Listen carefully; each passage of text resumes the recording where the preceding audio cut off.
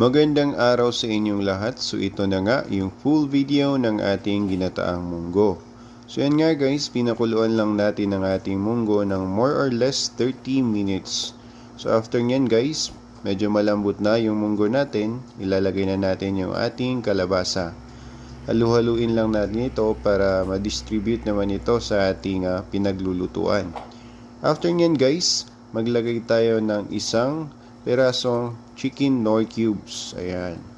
Pagkatapos niyan guys ay takpan lang natin ito ulit at pakuluan na naman.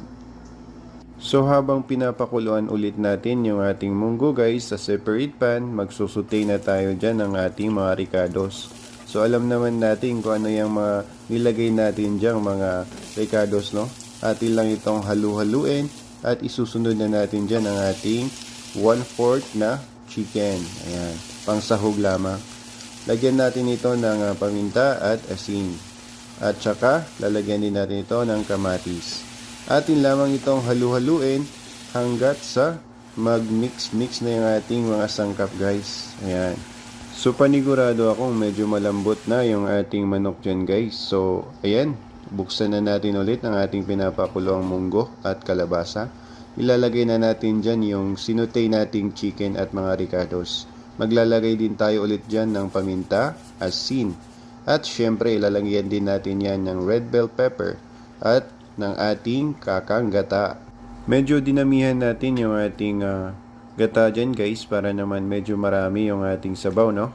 After nating malagay yung ating gata, takpan lang natin ito ulit at pakuluan natin ito ng mabuti. After nga natin itong pakuluan ulit guys, atin nang ilalagay ang ating panghuling sahog. Isa na dyan ang siling haba at ang ating sibuyas dahon. At lastly, huwag natin kalimutan ang ating cabbage. So, gulay-gulay tayo ngayon guys. Ayan. So, takpan natin ulit at pakuluan ng mabuti. Makalipas nga ang ilang minuto guys, luto na ang ating ginataang munggo.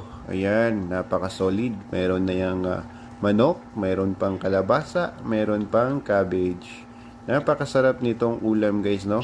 Lalong-lalo na pag maulan at gusto nating humigop ng sabaw. Ayan. Wow na wow. Pak na pak.